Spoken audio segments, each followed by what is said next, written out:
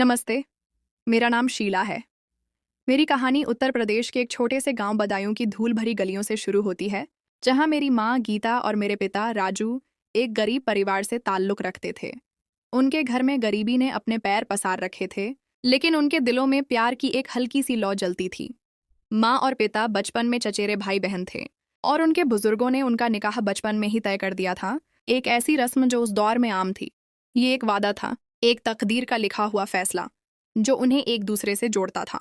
लेकिन जब उनकी शादी का समय आया तो मेरे दादा मनोहर लाल ने एक ऐसी दीवार खड़ी कर दी जो किसी के कल्पना में भी न थी। उन्होंने साफ इनकार कर दिया कि वह अपने इकलौते बेटे की शादी किसी साधारण सी लड़की से नहीं करेंगे।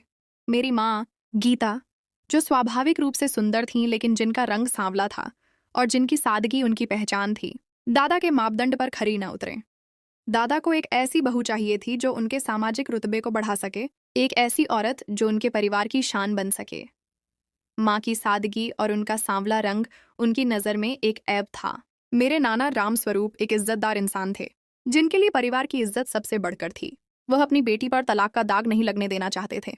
यह उनके लिए मौत से भी बदतर था। उन्होंने बार बार दादा के घर के चक्कर लगाए, उनके कदमों में गिरकर हाथ जोड़े, आंखों में आंसू लिए मिन्नतें की, लेकिन दादा अपनी जिद पर ऐसे अड़े थे जैसे कोई चट्टान। उनका हर शब्द माँ के दिल पर एक जख्म बनकर लगता। बात बढ़ते बढ़ते परिवार के बड़े बुजुर्गों तक पहुंची, और उनके दबाव और समझाने बुझाने के बाद आखिरकार दादा को झुकना पड़ा और माँ और पिता की शादी हो गई।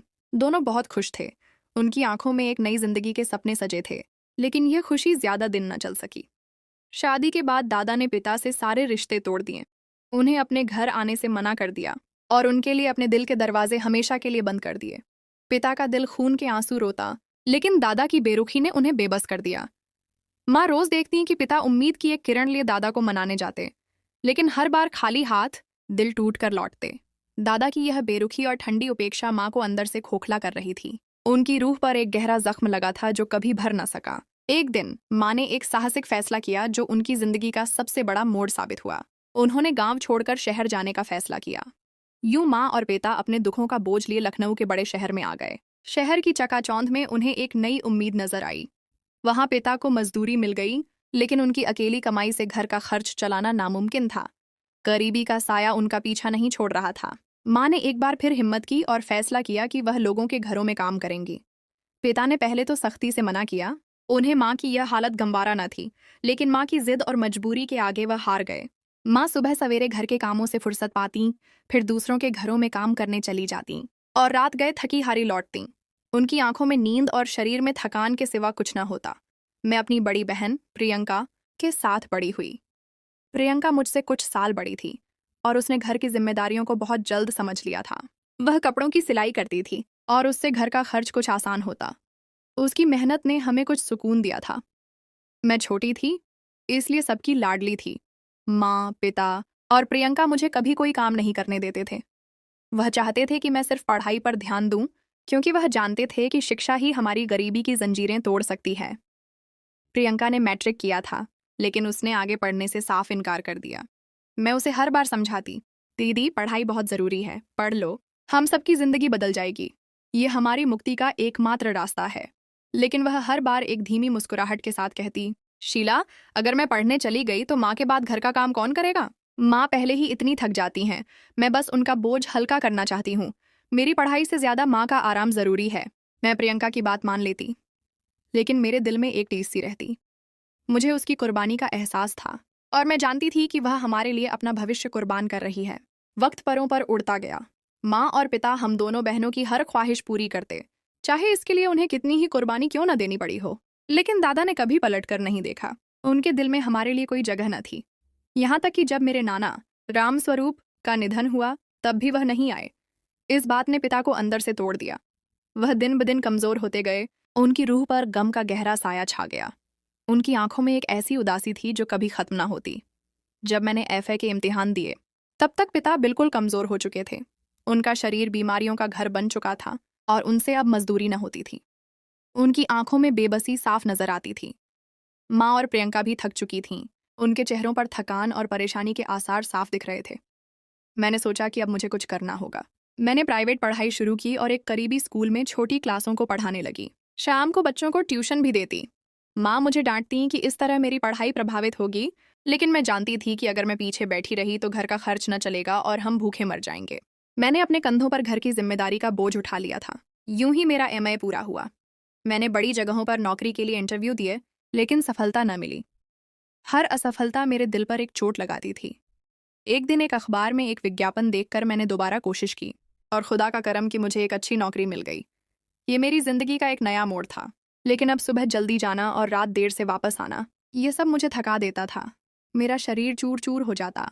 लेकिन मेरे दिल में एक उम्मीद थी कि अब हमारे हालात बदलेंगे। फिर एक दिन पिता का एक्सीडेंट हो गया। ये खबर सुनकर हम सब पर बिजली गिर गई। वह कई दिन अस्पताल में मौत और जिंदगी की कश्मकश में रहे, और फिर एक रात खामोशी से हमेशा के लिए हमसे बिछड़ गए। उनकी मौत ने हमारे घर की रौनक छीन ली। ये समय हम तीनों औरतों के लिए बहुत मुश्किल था।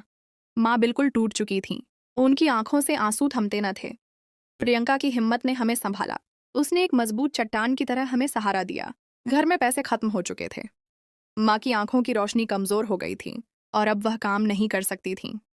मैंने दोबारा नौकरी शुरू की और रात को ट्यूशन बढ़ा दी। मैंने अपनी नींद और आराम को कुर्बान कर दिया, लेकिन खर्च अब भी पूरा ना होता था। गरीबी एक काला साया बनकर हमारे सर पर मंडरा रही थी। एक दिन ऑफिस में मेरी खामोशी और परेशानी देखकर मेरे साथी विक्रम ने पूछा, शीला क्या बात है, इतनी परेशान क्यों हो? तुम आजकल बहुत उदास रहती हो। मैंने उसे अपने घर के हालात बताए कि किस तरह घर का खर्च पूरा नहीं हो रहा। विक्रम ने सलाह दी कि मैं ऑनलाइन ट्यूशन शुरू करूं, लेकिन मेरे पास तो एक अच्छा फोन भी ना था। लैपटॉप तो दूर की बात थी।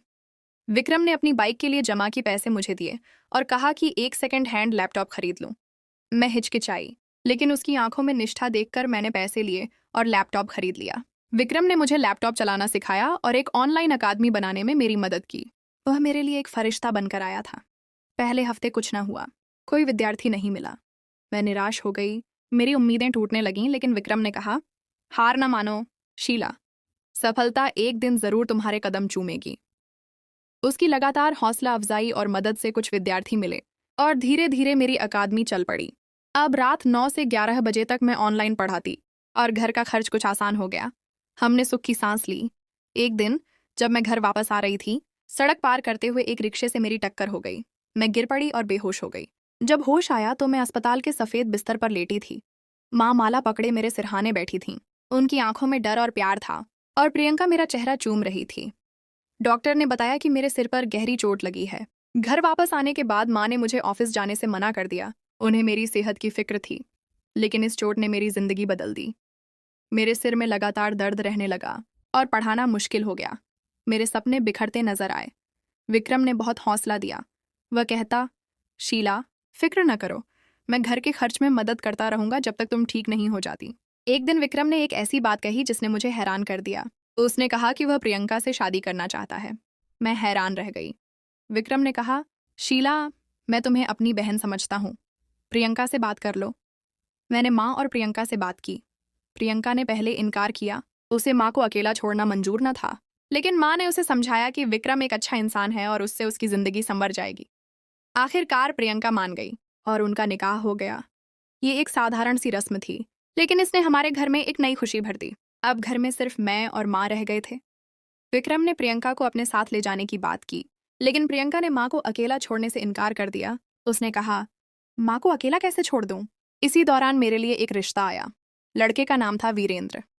वह रिक्शा ड्राइवर था, लेकिन सुलझा हुआ, मेहनती और बड़ों की इज्जत करने वाला था। विक्रम ने कहा, शीला, वीरेंद्र बहुत अच्छा इंसान है, तुम दोनों एक साथ अच्छा घर बसाना।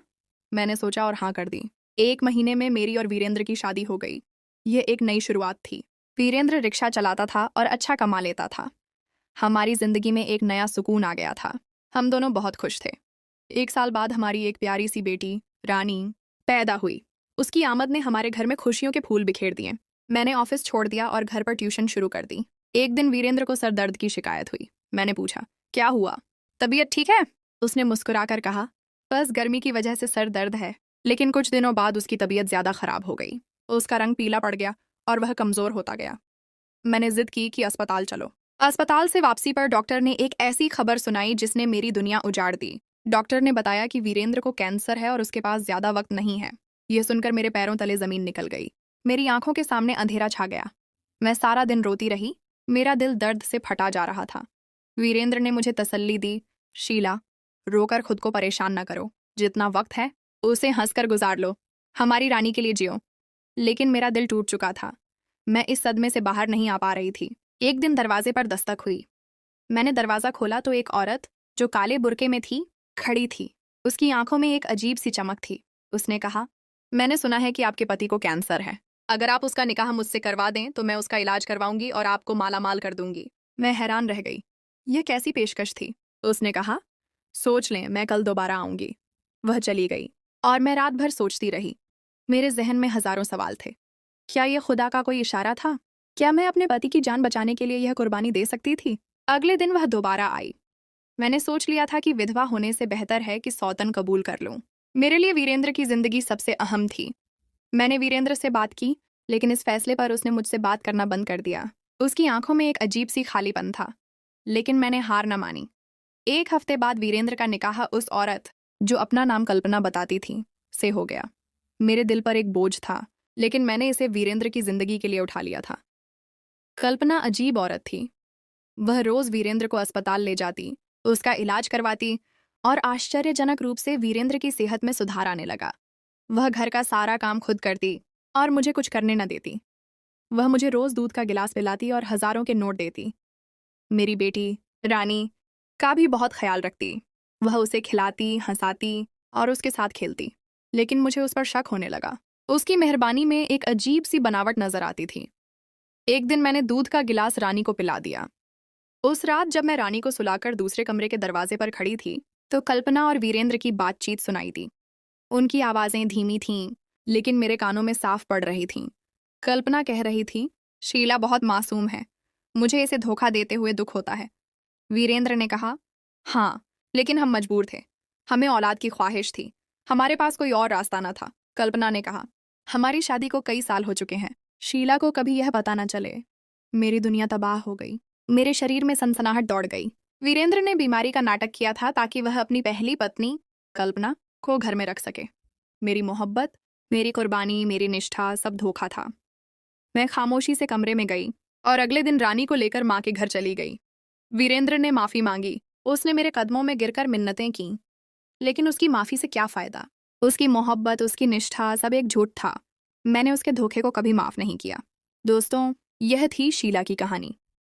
एक ऐसी औरत की कहानी जिसने अपने पति की जान बचाने के लिए सब कुछ कुर्बान कर दिया, अपनी खुशियां, अपना सुकून, लेकिन बदले में उसे सिर्फ धोखा मिला। यह एक ऐसी कहानी है जो बताती है कि जिंदगी में कभी कभी सबसे बड़ी कुर्बानी भी धोखे का शिकार हो सकती है। अगर आपको यह कहानी पसंद आई तो वीडियो को लाइक करें, शेयर करें और हमारे चैनल को सब्सक्राइब करें।